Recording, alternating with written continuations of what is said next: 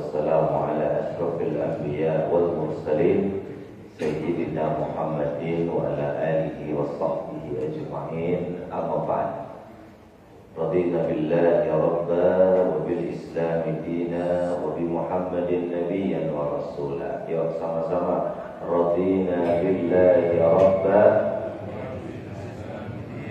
وبالإسلام دينا Nabi Muhammadin Nabiyyan wa Rasulah. Mudah-mudahan kita tetap menjadi hamba Allah. Kita tetap menjadi umat Sayyidina Muhammad Rasulullah. Dan kita tetap menjadikan Islam sebagai agama kita. Kita berjuang untuk Islam, kita berjuang untuk agama ini. Bukan Allah butuh, tapi kita yang butuh. Allah tanpa kita pun tetap Allah.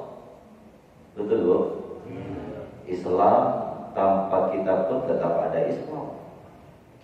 Ya, siap Haji. Dan kita semua insya Allah mudah-mudahan menjadi umat Nabi Muhammad SAW.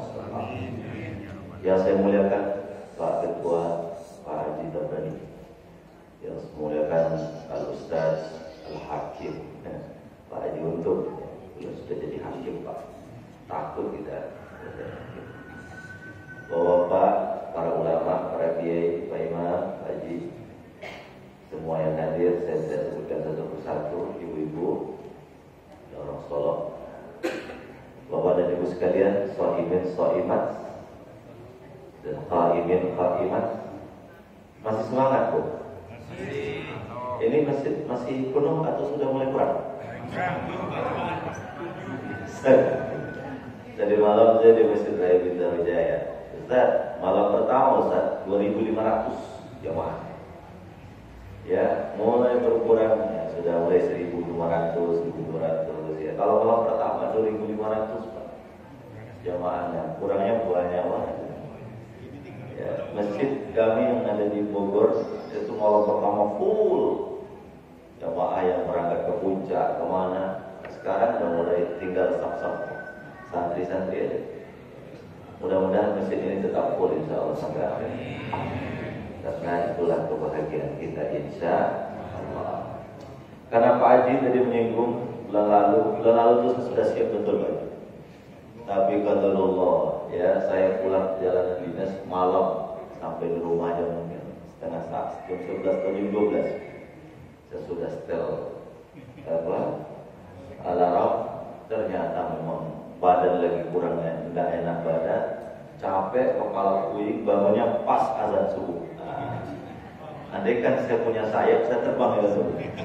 Tapi karena nggak punya sayap, saya pikir kalau saya berjalan pas azan, pasti nanti jemaah udah pada pulang subuh. Alhamdulillah, ya malam hari ini, pagi hari ini kita bisa berjumpa kembali. Amin ya Rabbal. Pagi hari ini saya ingin bahas tentang ada 2 ciri orang bisa sukses dan ada 5 langkah untuk mendapatkannya. Jadi, kapan orang itu dianggap baik dan bagaimana cara untuk mendapatkannya.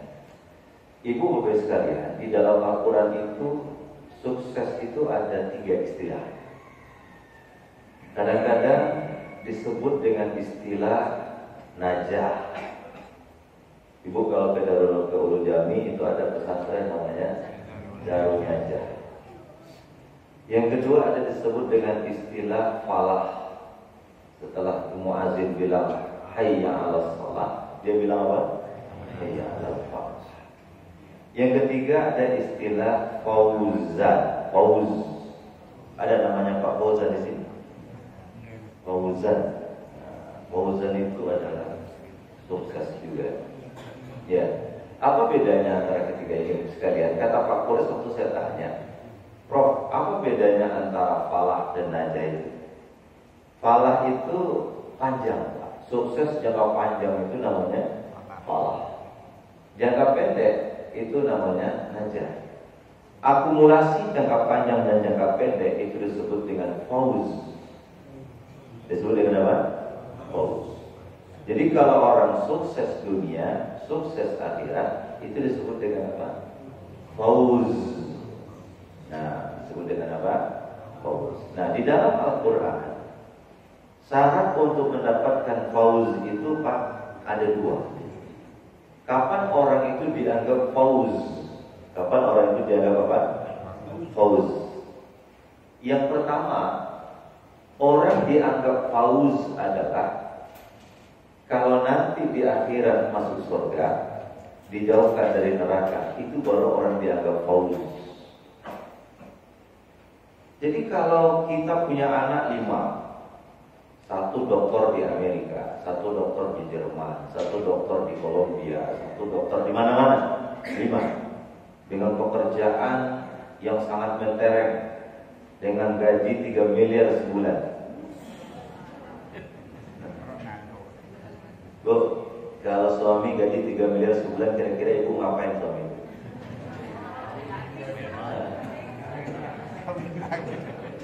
Bapak-bapak dengar ya Pak ya, apa kata ibu-ibu? Kalau suami ibu gajinya 3 miliar sebulan, kira-kira mau ngapain? Kawin lagi. Ibu-ibunya bukan bapak-bapaknya. Yang saya tanya ibu-ibu, kalau ibu punya suami gajinya 3 bulan, sukses 3 bulan 3 miliar, itu sukses gak sih? Bu? Belum. Kenapa? Karena sukses itu satu di antara tandanya adalah kalau nanti masuk surga dijauhkan daripada neraka. Saya ketemu dengan seorang bapak. Bapak itu luar biasa, anaknya 3 orang, semuanya profesor dari luar negeri. Dia tanya bilang begini, Ustaz, anak saya belum anggap sukses. Kenapa? Kalau sholat subuhnya tidak pas, mengajinya tidak bisa, walaupun dunia yang tinggi, kalau ini tidak dia lakukan, maka dia tidak sukses. Jadi paradigma sukses itu bukan dunia. Bukan apa? Kenapa? Sebab dunia sudah mengatakan betapa banyak orang-orang yang kaya raya pada akhirnya masuk neraka. Betul ya? Banyak orang yang diberikan oleh kekuasaan, tapi pada akhirnya harus masuk neraka. Berarti tidak sukses. Dalilnya nanti lihat surat Ali Imran ayat 185. Kata Allah Subhanahu wa taala, ya, kullu nafsin dha'iqatul maut. Nah, coba lihat. Al-Quran bicara sukses itu, tapi dimulai dengan apa? Kullu nafsin dha'iqatul maut. Setiap orang itu pasti akan mati. Kira-kira ibu-ibu mau mati gak, Bu? Jangan bilang mau nanti. Kalau saya pas terserah aja ibu duluan, saya terakhir gak apa-apa. Atau saya terakhir ibu duluan, sama aja. Kullu nafsin dha'iqatul maut. Setiap diri itu pasti mati. Ya. Kemudian dia lanjutkan ayat itu oleh Allah, "Faman zuhziha 'anil nari wa udkhilal jannah faqad faz." Barang siapa yang dimasukkan ke dalam surga, dijauhkan dari neraka, itu orang yang bahagia. Jadi standarnya itu bukan dunia, tapi apa? Kalau nanti masuk surga dan dijauhkan daripada neraka. Yang menarik bagi saya ayat ini mengatakan begini, Pak. Faman zuhziha 'anil nar, dijauhkan dari neraka, wa udkhilal jannah, dimasukkan ke dalam surga. Yang disebut pertama neraka atau surga? Neraka. Baru disebut surga. Dijauhkan dari neraka, baru dikatakan apa? Masuk ke dalam surga. Kenapa, Pak? Kita ini tidak pantas masuk surga. Dijauhkan saja dari neraka itu sudah luar biasa. Betul kan? Sehingga Bapak Ibu sekalian yang saya muliakan, ada kan syair-syair yang sering kita baca itu ya. Ilahi ilas tulir firdausi ahla wa la ahwa alan naril jahil. Kami tidak pantas masuk surga. Saya tahu berapa sholat saya tahu berapa ngajinya saya, rasanya tidak pantas masuk surga. Makanya kita minta itu, ya Allah, Engkau jauhkan aku dari neraka-Mu saja, itu udah luar biasa. Ya kan? Sebab kalau sudah dijauhkan dari api neraka, itu sudah dipastikan masuk ke dalam surga. Karena tidak ada tempat ketiga di akhirat nanti. Kalau bukan neraka, ya surga. Kan begitu. Faman ya'mal mithqala dzarratin khairan yarah, wa man ya'mal mithqala dzarratin syarran yarah. Jadi itu yang pertama.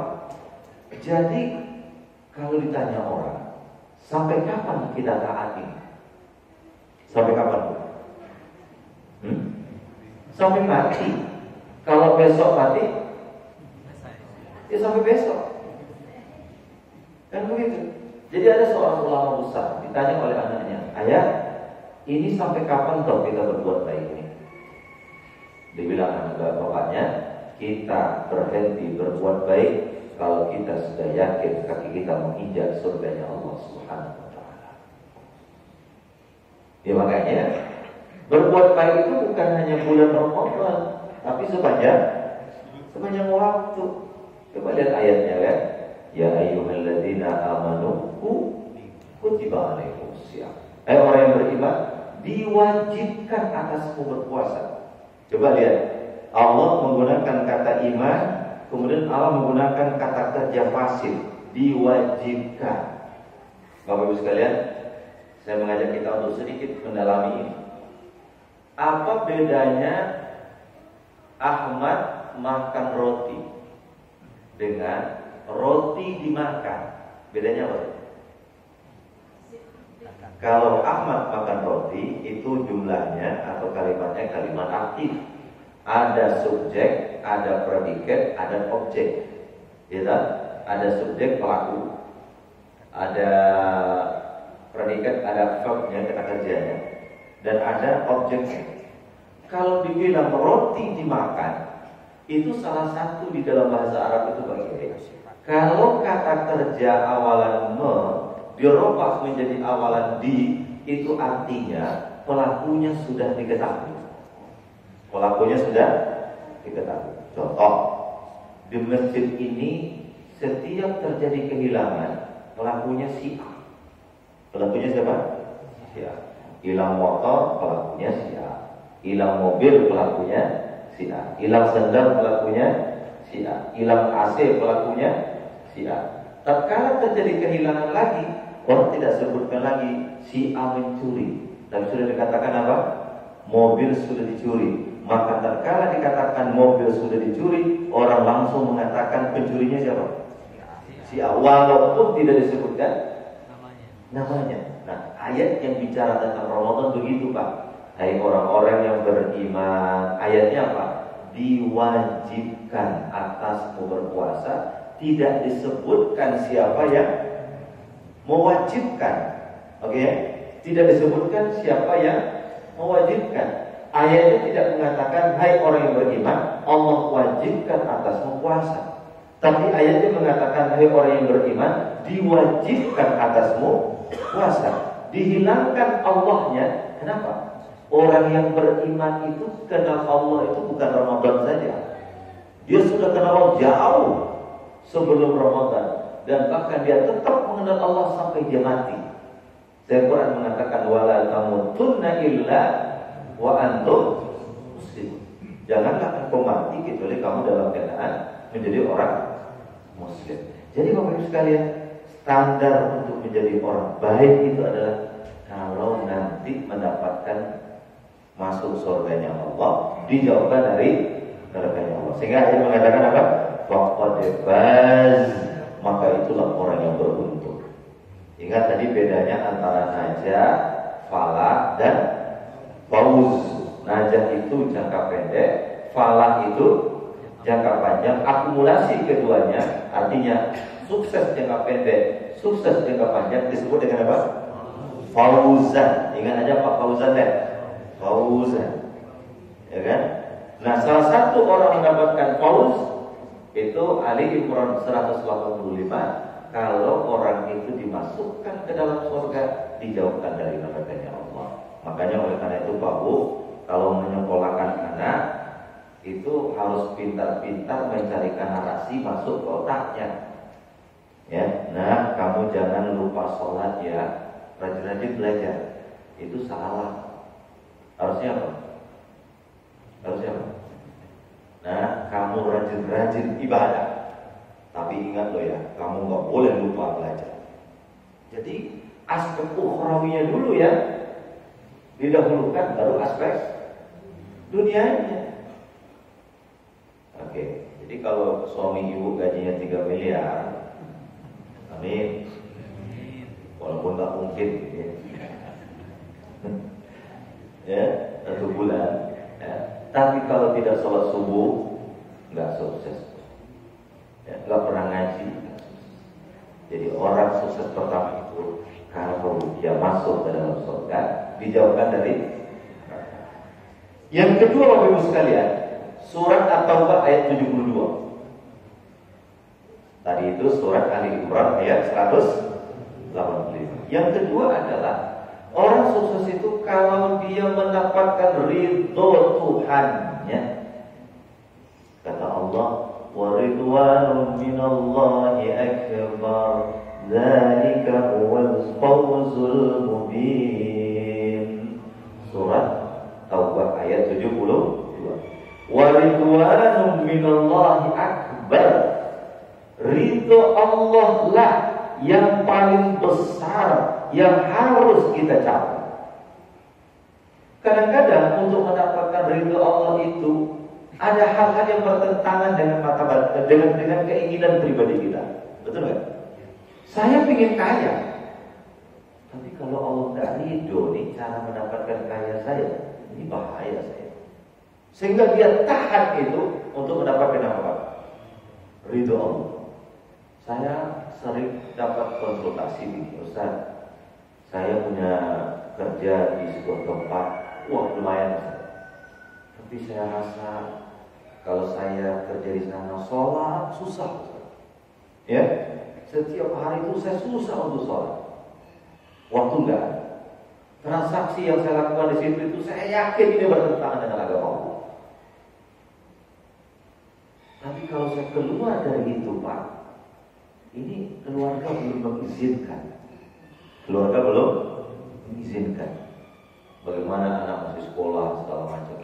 Bagaimana Ustaz? Saya bilang, Bapak suka gaji, itu adalah tujuan. Bapak suka ini, itu tujuan. Tapi ingat, ridho Allah itu lebih besar. Saya bilang, istikharah baik-baik, kemudian musyawarahkan baik-baik. Kalau Bapak merasa di situ tidak ada keimanan untuk dilakukan dan di situ Bapak yakin ada transaksi haram, keluar. Karena yang punya bumi bukan mereka, yang punya bumi siapa? Allah Subhanahu wa taala. Bismillah, dia keluar. 2 bulan memang susah. Tapi karena yang dicari itu Allah, lama-kelamaan, Masya Allah, dia buka jualan bakso kecil-kecilan. Alhamdulillah, tahun kedua dia jual bakso, omset baksonya sudah mengalahkan gajinya di perusahaan sebelumnya. Itu disebut dengan wa ridwanun minallahi akbar. Jadi orang yang beriman itu cara pandangnya adalah ini Allah ridho atau tidak. Saya ingin duduk tuh di Senayan, tapi cara yang saya lakukan mesti Allah ridho. Kalau saya masuk ke Senayan dengan cara-cara batil, Allah tidak ridho, nggak ada gunanya saya duduk di parlemen kalau Allah marah sama saya. Saya pingin tuh di Merdeka Barat. Oh, Merdeka Barat.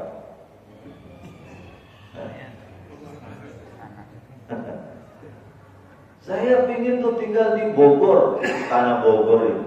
Yang bisa tinggal sana kan cuma RI 1 tuh. Ya kan? Saya ingin itu misalnya. Tapi kalau cara yang Bapak gunakan bertentangan dengan ajaran Allah, walaupun Bapak menang tapi Bapak tidak sukses. Dan kenapa? Karena orang yang beriman itu, Pak, yang pertama kali dia tanya adalah Allah ridho atau tidak. Kenapa? Atau ke-72 mengingatkan kita wa ridwanun minallahi akbar. Ridho Allah yang paling besar. Dzalika huwal fawzul mubin. Lagi-lagi Allah menggunakan kata apa? Fawzul. Ya. Dzalika huwal fawzul mubin. Itulah fawz. Fawzul, kemenangan yang nyata. Jadi berapa Bu standar orang menang itu? 2. Yang pertama, kalau nanti masuk surga dijauhkan daripada neraka. Yang kedua, kalau dia mendapatkan ridho Tuhan, ya. Ya, Khalid Basalamah itu pernah bilang begini, Ustaz Khalid Basalamah, Anda melakukan sesuatu pekerjaan dengan balasan yang luar biasa, tapi sholat tahajud nggak pernah, puasa susah, segala macam. Kalau Anda memilih itu kemudian menghilangkan ini, maka Anda telah mencoba untuk menantang Tuhan Anda. Jadi ini berat pilihan. Wa ridwanun minallahi akbar. Ridho Allah lah yang paling besar. Nah, untuk mendapatkan 2 ini ada 5 langkah. Di pengajian kita, untuk mendapatkan 2 ini ada berapa langkah? 5 langkah. Langkah pertama, surat Al-Jasiyah ayat 30. Apa langkah pertama? Untuk mendapatkan ridha Allah, untuk mendapatkan surga. Langkah pertamanya Al-Jasiyah ayat 30, yaitu iman dan amal saleh. Kata Allah Subhanahu wa taala, فَأَمَّا الَّذِينَ آمَنُوا وَعَمِلُوا الصَّالِحَاتِ فَيُدْخِلُهُمْ رَبُّهُمْ فِي رَحْمَتِهِ ذَلِكَ هُوَ الْفَوْزُ الْمُبِينُ. Adapun orang yang beriman dan beramal saleh, Allah masukkan dia ke dalam rahmat-Nya. Itulah kemenangan yang sesungguhnya. Nah, coba lihat. Jadi amal, iman, amal itu tidak langsung surga. Ayatnya mengurukan jelaskan, barang siapa yang beriman lalu beramal saleh, maka masuk ke dalam rahmat Allah. Kalau sudah dapat rahmat Allah, baru mendapatkan kemenangan. Jadi orang yang beriman dan beramal saleh itu tidak langsung meloncat masuk ke dalam surga. Ada pertengahannya, yaitu rahmat Allah. Dari ayat inilah kemudian sepakat para ulama Ahlus Sunnah bahwa seseorang masuk surga bukan karena amal. Ya, okay? Seseorang masuk surga bukan karena amalnya, tapi karena apa? Rahmat Allah. Tapi untuk mendapatkan rahmat Allah mesti beramal saleh, jangan salah-salah. Ya? Orang-orang fatalis, orang-orang dari kalangan Jabariyah misalnya, kelompok-kelompok Jabariyah, ya, kalau masuk surga itu bukan karena amal, ya sudah, kita tunggu rahmat Allah saja. Kalau Allah berikan rahmat kepada kita, ya kita masuk surga. Kalau tidak, ya sudah. Nggak bisa begitu. Bahwa untuk mendapatkan rahmat Allah, kita mesti beramal saleh. Itu yang dikatakan oleh Nabi Sallallahu Alaihi Wasallam, bahwa amalan kalian sama sekali tidak akan pernah memasukkan kalian ke dalam surga. Sahabat bertanya, wala anta ya Rasulullah? Engkau juga tidak ya Rasulullah? Wala ana, saya juga tidak. Illa ayatagammadani Allahu bi rahmati, kecuali Allah memberikan rahmatnya kepada saya. Pertanyaannya, Nabi sudah dijamin masuk surga atau belum? Sudah. Dari mana kita tahu? Karena Allah sudah memberikan rahmatnya kepada Sayyidina Muhammad. Apa dalilnya? Wadduha wal-laili idza saja ma wadda'aka rabbuka wa ma qala walal akhiratu khairul laka minal falasawfa yu'tika rabbuka fatarda. Allah berikan kepada kamu sebuah nikmat dan engkau pasti ridho. Berarti Nabi Muhammad sudah dijamin masuk surga. Kalau kita ini Pak,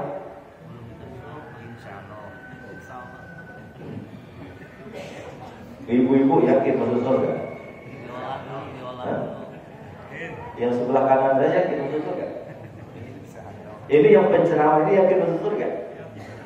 Kalau persoalan yakin gitu Pak. Kalau nggak yakin ngapain datang di sini Pak? Ya kan? Ngapain kita datang ibadah kalau nggak yakin masuk surga? Insya Allah orang beriman masuk surga. Cuma untuk mendapatkan surga perlu mujahadah. Perlu apa? Mujahadah. Perlu berusaha. Mujahadah itu ada 3. Ada yang disebut dengan jihad, ada yang disebut dengan ijtihad, ada yang disebut dengan mujahadah. Berapa Pak? Ada yang disebut dengan jihad. Yang kedua Pak? Ada yang disebut dengan ijtihad. Yang ketiga ada yang disebut dengan mujahadah. Saudara-saudara kita di Palestina hari ini, mereka bukan ijtihad, mereka bukan mujahadah, tapi mereka adalah jihad. Apa itu jihad? Berjuang melawan, berjuang dengan darah, dengan air mata, dengan pedang. Itu disebut dengan apa? Jihad. Kalau ijtihad itu berjuang dengan otak. Makanya para ulama itu disebut dengan ijtihad. Ya. Orangnya disebut dengan mujtahid. Orangnya disebut dengan apa? Mujtahid. Yang dia lakukan adalah ijtihad. Imam Syafi'i berijtihad, Imam Malik berijtihad. Ijtihad itu adalah usaha yang kita lakukan menggunakan kemampuan intelektual. Itu disebut dengan ijtihad. Tetapi ada yang ketiga disebut dengan mujahadah. Apa itu mujahadah? Melawan keinginan nafsu untuk mendapatkan ridho Allah. Itu disebut dengan mujahadah. Kita mau tidur pagi, kata Quran, kata Nabi, jangan tidur. Manfaatkan Ramadan dengan zakat, dengan tilawah, dengan taklim. Supaya apa? Dapat rahmat Allah. Bapak lawan ngantuk. Itu namanya mujahadah. Di sini sholat tarawihnya berapa? 11 apa?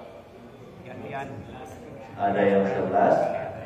Ada yang lanjut 23. Seling-selingan. Ada 11, 23. Saya mendapatkan masjid-masjid yang sholat tarawihnya 1 juz, insya Allah ramainya malam pertama, malam kedua ditinggal jemaah. Tapi masjid-masjid pencinta qul huwallahu ahad dengan inna a'taina mudah-mudahan bertetap jahat. Iya, apalagi di kalangan anak muda Pak. Anak muda itu kalau dia sudah dengar imam bacaannya setengah halaman 1 kali rakaat, menggerutu batinnya. Kapan selesai Pak Imam dibaca? Ya kan? Ya kan? Tapi kalau orang yang beriman kepada Allah, semakin mendengarkan Al-Quran, semakin tenang batinnya. Ya kan? Makanya harus mujahadah. Harus apa Pak? Mujahadah. Harus kalau nggak bisa sholat malam, harus dipaksa sholat malam. Kalau tidak bisa menangis, pura-pura nangis. Ibu terakhir nangis kapan? Kapan terakhir? Bapak kapan terakhir nangis? Bapak ini jarang nangis. Tapi di hadapan ibu-ibu jarang nangis. Di belakang ibu-ibu sering nangis. Ya Pak? Yang kita pikirkan luar biasa Pak. Kita pikirkan bajunya anak, kita pikirkan sekolahnya anak, kita pikirkan semuanya. Yang paling kita pikirkan itu nanti di akhirat gimana nih semua. Masuk surga atau masuk neraka. Kalau di dunia ini Pak, Bapak lepas, insya Allah tetap makan. Ya enggak? Wa ma min dabbatin fil ardi illa 'ala Allahi rizquha. Tidak ada yang melata di muka bumi ini kecuali Allah jamin rezekinya. Tapi siapa yang menjamin nanti di akhirat masuk surga? Enggak ada kan? Enggak ada kan?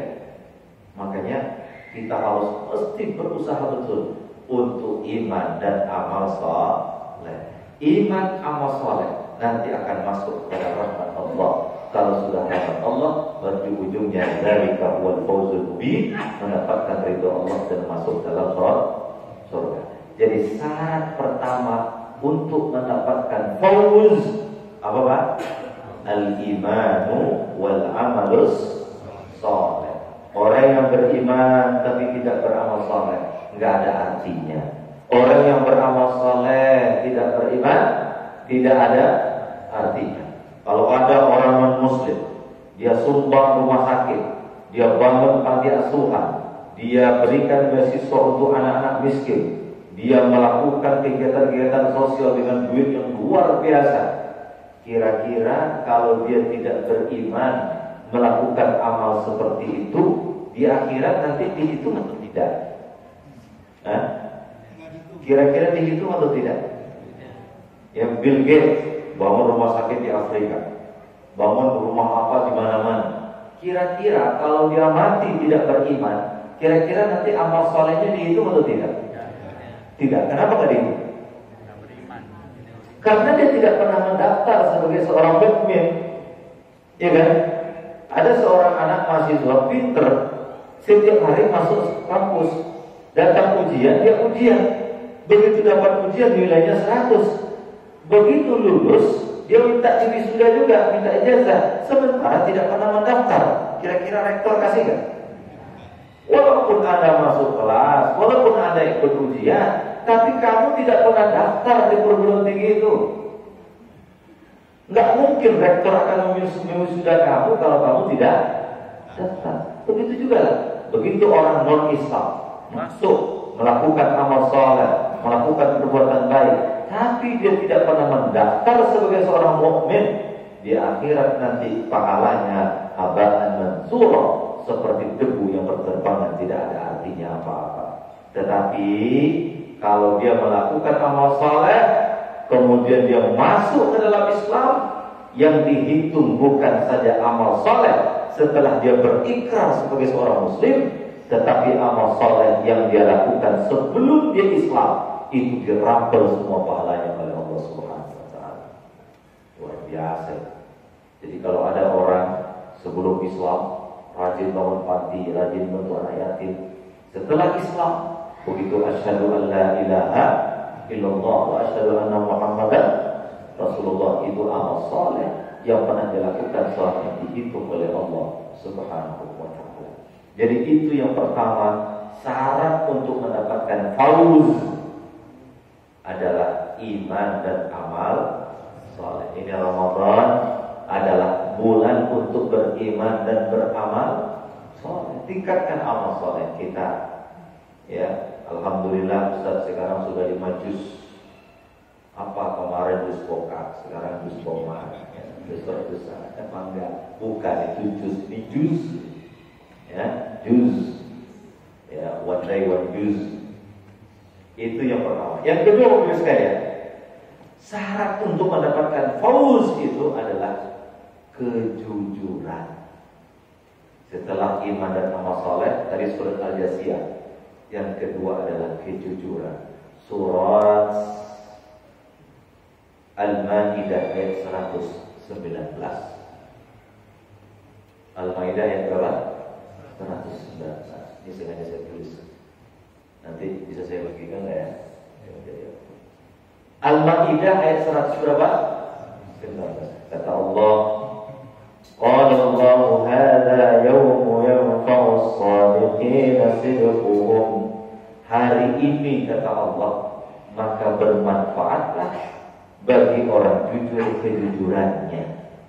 Kenapa Allah bilang hari ini? Hari ini itu kapan maksudnya? Kapan maksudnya hari ini? Nanti di akhirat. Itu yang dimaksud dengan hari ini.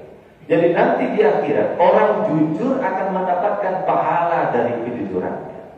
Kenapa tidak dikatakan hari ini di dunia? Kenapa tidak dikatakan begitu? Kenapa? Karena di dunia ini Pak, orang jujur tidak selalu diamanani, benar nggak? Ya kan? Kalau di dunia ini orang jujur belum tentu mendapatkan sesuatu yang baik. Bahkan tadi malam saya ikuti podcastnya Abraham Samad dengan Pak Nasruddin Umar. Ya, apa kata Pak Nasr? Salah satu ciri-ciri kiamat adalah orang yang tidak pantas ditokohkan, orang yang pantas ditokohkan tidak ditokohkan. Kenapa? Karena orang ukuran dunia ini tidak selalu orang baik mendapatkan baik, orang jahat mendapatkan jahat. Bahkan ciri-ciri akhir zaman itu adalah pengkhianat dianggap orang yang amanah, orang yang amanah dituduh pengkhianat. Makanya Allah mengatakan hadza yaum, hari ini ada maksud itu apa? Maliki yaumiddin, pada hari kiamat nanti. Kalau di dunia ini banyak orang yang baik tapi dikucilkan. Apa salahnya Buya Hamka di zaman Soekarno? Gak ada salahnya Buya Hamka dimasukkan ke dalam penjara. Dia bilang, Buya Hamka, saya masuk penjara ini tanpa pengadilan. Ya, 4 tahun dalam penjara. Karena saking ridhonya dengan takdir Allah itu, maka dalam penjara kemudian Buya Hamka melahirkan sebuah karya tafsir monumental, yaitu tafsir Al-Azhar. Kalau Bapak ke Al-Azhar Kebayoran Baru, itu di dinding Al-Azhar itu ada tafsirnya Buya Hamka, tafsir Al-Azhar. Kita mendengar ada seorang ulama besar di zaman dulu, ya namanya adalah Said Qutb di Mesir. Said Qutb tidak ada salahnya, Pak. Ya, Said Qutb di penjara. Dalam penjara dia mengarang sebuah tafsir yang disebut dengan Fi Zilalil Quran. Banyak orang-orang baik di penjara tanpa sebab. Banyak pengkhianat yang bebas menghirup udara segar. Betul nggak? Saya tidak menyindir siapa-siapa loh ya. Hadza yaum, hari ini. Kenapa tidak dikatakan hari dunia? Kalau kenapa dikatakan hari akhirat? Karena di dunia ini, masya Allah, ya, ini yang sehingga Allah mengatakan hadza yaum. Hari ini kata Allah, yanfa'us shadiqina sidquhum, orang yang jujur akan mendapatkan kejujurannya. Makanya kata Nabi, alaikum bis-sidqi, kamu wajib menjadi orang jujur. Fa inna sidqa yahdi ila birri, karena jujur akan mendekatkan kepada bir. Kepada apa? Bir. Bir itu apa? Bir itu bukan minuman ya. Bir itu adalah kebaikan tertinggi dalam Islam. Itu disebut dengan bir. Ya kan? Ada yang disebut dengan hasan. Ada yang disebut dengan khair. Ada yang disebut dengan apa? Bir. Puncak tertinggi dari kebaikan disebut dengan apa? Bir. Surat Ali Imran ayat 92 Allah mengatakan lan tanalul birra, awal juz 4. Lan tanalul birra hatta tunfiqu mimma tuhibbun.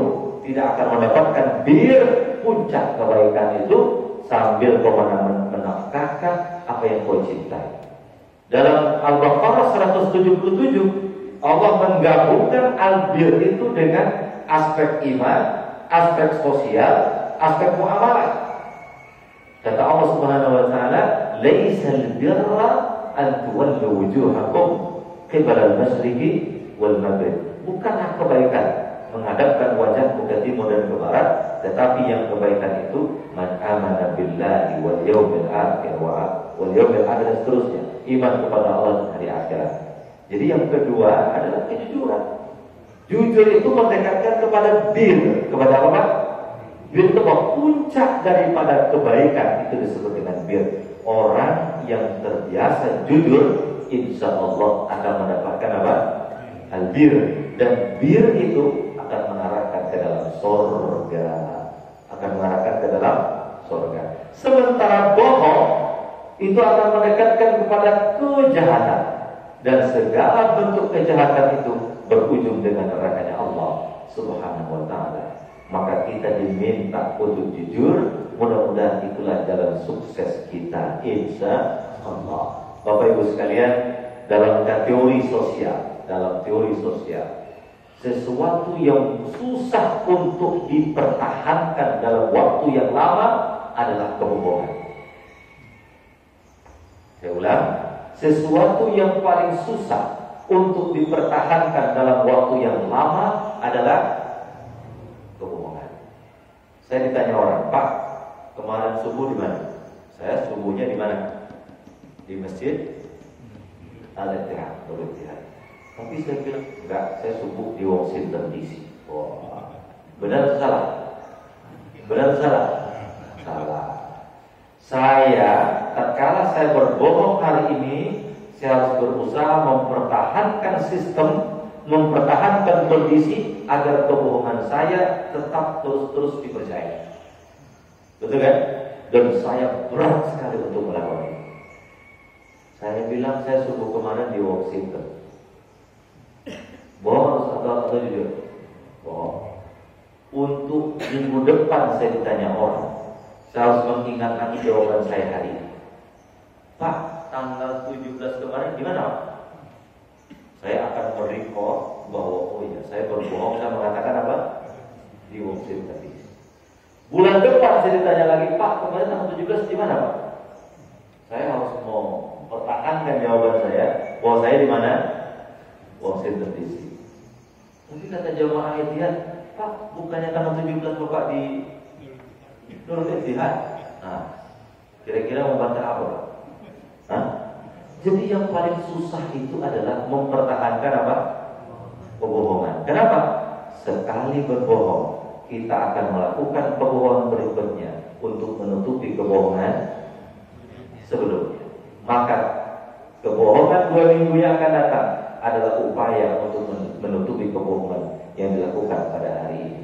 Makanya rumus sosialnya, kebohongan yang paling susah, sesuatu yang paling susah dipertahankan adalah kebohongan yang dilakukan terus menerus. Maka oleh karena itu, mulai sekarang kita jujur. Apa Bu? Jujur. Jujur berkata. Kata istilah Agib itu jangan terlalu banyak topeng. Jangan terlalu banyak apa? Topeng. Kita ingin kelihatan lebih baik, ingin lebih baik. Kita kelihatan ingin lebih pintar. Kita kelihatan ingin lebih hebat. Untuk apa? Nah ini saya menyampaikan ini ijazah. Ada 3 Bu kalau ingin tenang batin. Catat ini. Yang pertama sofa, yang kedua wafa, yang ketiga jafa. Ayo saya ulang. Sofa, wafa, jafa. Sofa itu kebersihan hati. Wafa itu kejujuran lisan. Jafa itu kemurnian niat. Orang kalau sudah murni niatnya, mau dicela atau mau dicuci jadi sama aja ya. Dicela itu sama aja. Ya. Jadi orang akan bahagia kata kiai saya 3. Yang pertama sofa, yang kedua wafa, yang ketiga jafa. Yuk sama-sama. Sofa, wafa, jafa. Sofa apa tadi? Kebeningan hati. Wafa kejujuran lisan. Jafa ketulusan niat. Kalau 3 ini kita lakukan, insya Allah tenang hidup. Sofa batinnya bersih. Ya, melihat orang itu tidak pernah ada terbesit dalam hatinya, saya benci dengan siapa. Itu namanya sofa. Bukankah kalau Bapak berangkat haji umroh, Bapak harus melakukan sebuah ritual ibadah yang disebut dengan sa'i. Sa'i itu dimulai dari mana, Pak? Dari sofa. Diakhiri di mana? Di marwah. Apa arti sofa? Bersih. Apa arti marwah? Bahagia. Orang tidak akan mungkin sampai di marwah kalau tidak mulai dari sofa.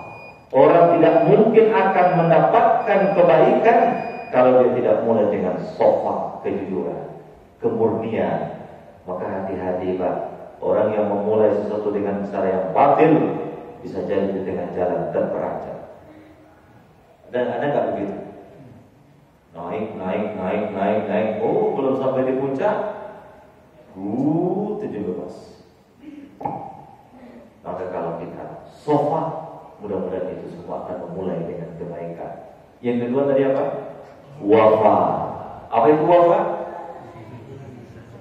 Kejujuran lisan. Dan yang ketiga, jafa. Jafa itu adalah ketulusan hati dan niat. Artinya yang maksud dengan jafa di sini, mau dipuji, mau dicaci, sama saja. Mau dihargai, mau tidak dihargai, sama saja. Mau dijempolin atau mau dibalik jempolin, sama aja. Bapak Ibu kalau buat status di YouTube, buat status di Facebook, lalu ada yang jempol begini, kira-kira sakit hati nggak?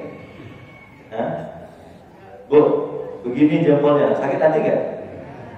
Enggak, alhamdulillah, berarti bagus.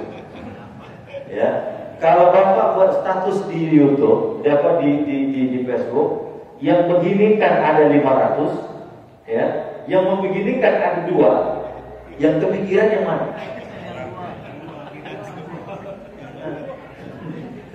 Yang kepikiran yang 2 Pak, ya kan? Yang 500 yang begini gak kepikiran. Yang begini berarti oke dong. Kalau yang begini, walaupun hanya 2, ada apa salahku itu? Padahal yang menyukai ada 500. Ada teman saya Pak, selama ini rajin buat status di WA.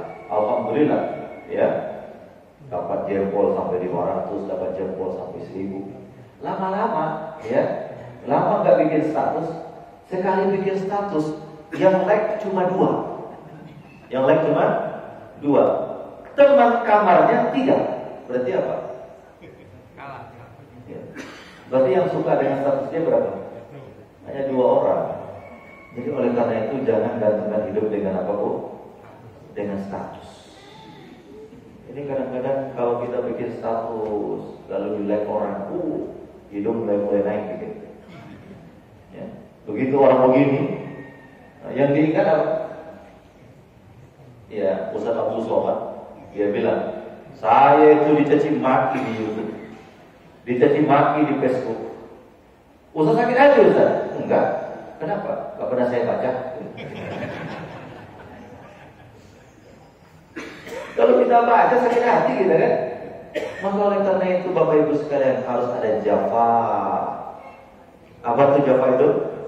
Mau dipuji mau tidak sama saja. Itu disebut dengan apa? Jafa. Mudah-mudahan kita semua ini mendapatkan yang 3 ini, insyaallah. Yang pertama sofa, yang kedua wafa, yang ketiga jafa. Sofa, hati yang bersih, wafa, lisan yang jujur, dan jafa, niat yang niat yang tulus. Waktu kita sudah sampai, Bapak Ibu, mudah-mudahan Anda bersambung. Kita ini masih banyak, ada 3 lagi. Cukup 2 dulu. Yang pertama tadi adalah iman dan amal saleh, surah Al-Jasiyah ayat 30. Yang kedua apa? Kejujuran, surat apa tadi? Al-Maidah ayat 13. Terima kasih. Ada yang mau dipertanyakan? Silakan. Ini